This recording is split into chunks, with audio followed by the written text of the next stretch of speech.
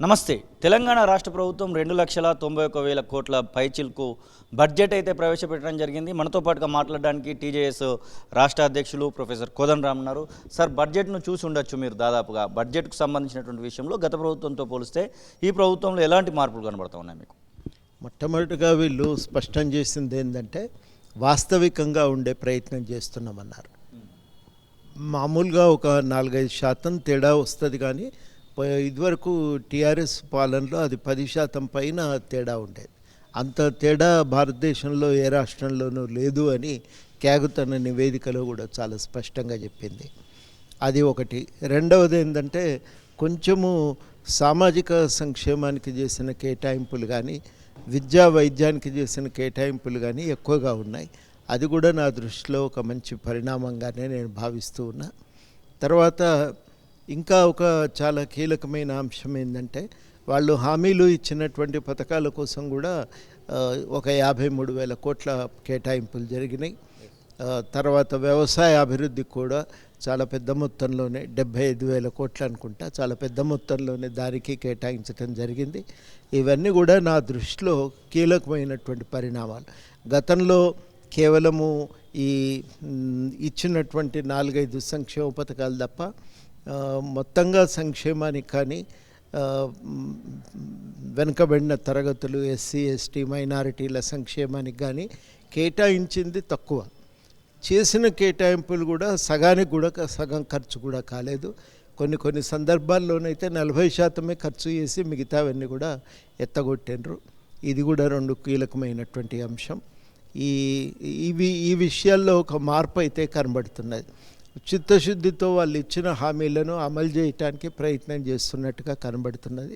విద్యారంగానికి కేటాయింపులు, ప్రత్యేకించి యూనివర్సిటీల మౌలిక సదుపాయాల పరిపుష్టత చేకూర్చే ప్రయత్నం, కొత్త స్కూల్ బిల్డింగ్ల నిర్మాణం, ఇవన్నీ కూడా కొన్ని మంచి పరిణామాలుగానైతే మనం చూడవచ్చు. జిహెచ్ఎంసీకి 10,000 కోట్ల రూపాయలను కేటాయించడాన్ని ఎట్లా చూస్తారు? జిహెచ్ఎంసీకి అవసరం ఉందంటారా 10,000 కోట్ల రూపాయలు రాష్ట్ర బడ్జెట్ నుండి?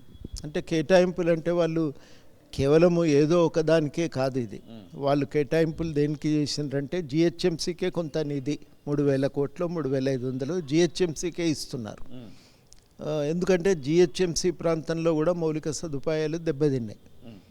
రెండవది చాలా ముఖ్యమైన విషయం ఏంటంటే జిహెచ్ఎంసీతో పాటు వాళ్ళు నిర్లక్ష్యమైనటువంటి అంశాలు, ఇక్కడ చెరువుల పునరుద్ధరణ ఆ కార్యక్రమానికి కానీ, మూసి సుందరీకరణ కార్యక్రమాని కోసం కానీ, దీనికోసం కూడా కొంత నిధులు, బాగా చెడిపోయిన రోడ్లను పునరుద్ధరించేటువంటి లక్ష్యంతో దానికి కూడా కొంత కేటాయింపులు జరిగినాయి.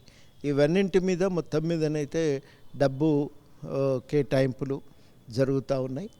ఈ డబ్బు కేటాయింపులు మరి మనం ఇవాళ ప్రధానంగా ఈ నగరంలోని రకరకాల అభివృద్ధి కోసం వచ్చినటువంటి కేటాయింపులే. కేంద్ర బడ్జెట్కి సంబంధించినటువంటి విషయంలో చాలా రిమార్క్స్ ఉన్నటువంటి సందర్భం కనబడుతోంది. ఆంధ్రప్రదేశ్కి ఇచ్చారు, బీహార్కి ఇచ్చారు, తెలంగాణను వేరు చేశారనేటువంటి మాట వినబడుతోంది. కేంద్ర బడ్జెట్ను కనీసం తెలంగాణ పదం కూడా వినబడట్లేదు అనేటువంటి మాట తెలంగాణ రాష్ట్ర ముఖ్యమంత్రి, అలాగే ఎంపీలు, ఎమ్మెల్యేలు కూడా చెప్తున్నటువంటి పరిస్థితి. మీరేం చెప్పొచ్చు దాని విషయంలో? తెలంగాణ విషయంలో ఒకటి వాస్తవం ఏంటంటే వాళ్ళు నిధులు మనకు కేటాయించలేదు.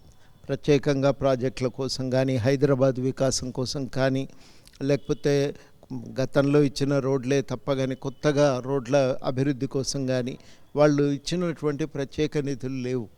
ఆంధ్రప్రదేశ్కు బీహార్కి 53,000 కోట్లు, ఆంధ్రప్రదేశ్ ఈ రాజధాని కోసం ఇచ్చిన నిధులు అంటే అవి చట్ట ప్రకారం రావాల్సినవే, కానీ అవి కాక చాలా వాళ్లకు హామీలు ఇచ్చి ఆ ప్రాంత అభివృద్ధికి నిధులు ఇవ్వటానికి పూనుకోవటం, దాన్ని మనం తప్పుపట్టడానికి వీలు లేదు. కానీ మిగతా రాష్ట్రాలకు కూడా అదే మాదిరిగా రాష్ట్రాల అభివృద్ధి కోసం కొంత సమానంగా కాకపోయినా వాళ్ళకు తగ్గట్టుగా ఇక్కడ కూడా నిధులు కేటాయించటం అనేది సబబుగా ఉండేది.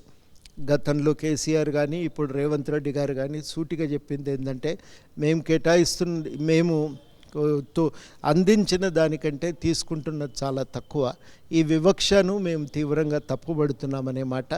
దీన్ని మనం అర్థం చేసుకోవాలి. ఈ వివక్షను రూపుమాపటానికి ప్రయత్నాలు జరగాలని మనం కోరుకోవాలి.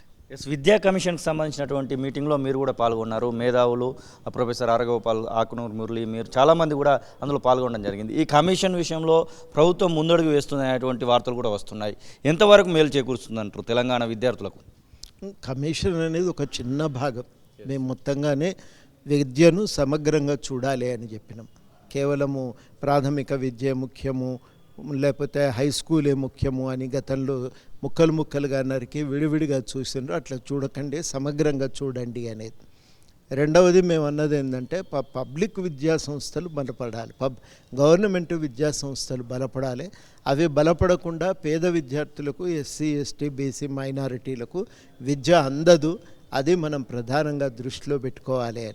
3 విద్యను బలోపేతం చేయటానికి టీచర్లు కావాలి, మౌలిక సదుపాయాలు కావాలి అనే మాటను కూడా నొక్కి చెప్పినాం. ఒక క్లాస్ రూము స్కూలు ఎట్లా ఉండాలనేది కూడా కొన్ని సూచనలు అందజేయటం జరిగింది. ప్రత్యేకించి ఈ అన్ని సమగ్రంగా ఈ అభివృద్ధి చేయటానికి ఇప్పుడు ఉన్న ఆధునిక పరిజ్ఞానాన్ని కూడా మనం వాడుకోవాలని ఇవన్నీ కూడా సూచనలు చేయటం జరిగింది. కేసీఆర్ మొత్తానికైతే అసెంబ్లీకి వచ్చిండు. ప్రతిపక్ష నేతగా ఎన్నికైన తర్వాత రెండోసారి బడ్జెట్ జరుగుతున్నటువంటి సందర్భంలో అసెంబ్లీకి అయితే వచ్చింది. అసెంబ్లీకి రావడాన్ని ఎట్లా చూస్తారు? ఇంకా అసెంబ్లీ వేదికగా పలు రకాలైనటువంటి కామెంట్స్ కూడా చేయడం జరిగింది, డోల్లా బడ్జెట్ ఇట్లాంటివి. రావటం ఆయన బాధ్యత, దాన్ని కామెంట్ చేసేదే ఉంది. రాకపోతే పైసలు కూడా ఇయ్యరు, ఆయన జీతం కూడా ఇయ్యరు. అది కూడా మనం అర్థం చేసుకోవాలి. కాబట్టి అందులో అదేదో కొత్త విషయం, గొప్ప విషయం అని నేనేం అనుకోవటం లేదు.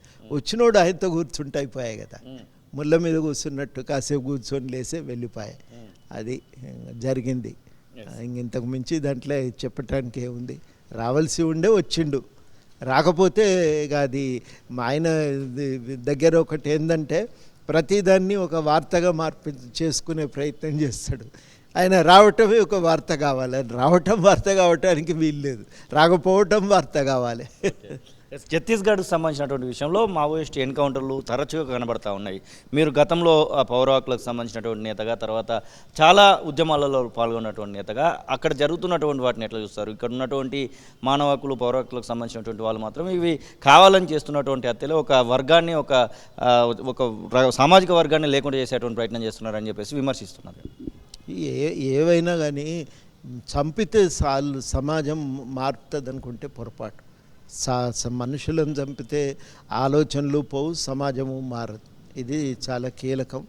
ఇక రెండవ విషయం ఏంటంటే నక్సలైట్ల ఏరువేత పేరుతో ఆదివాసులను ఇబ్బందికి గురి చేయటం కూడా సమంజసం కాదు. దాని విషయం కూడా పునరాలోచన జరగాలి. ఆ ఆదివాసులకు మనం సాధారణ ప్రజలు కదా, వాళ్ళని ఎందుకు ఇబ్బందికి గురి చేస్తారు?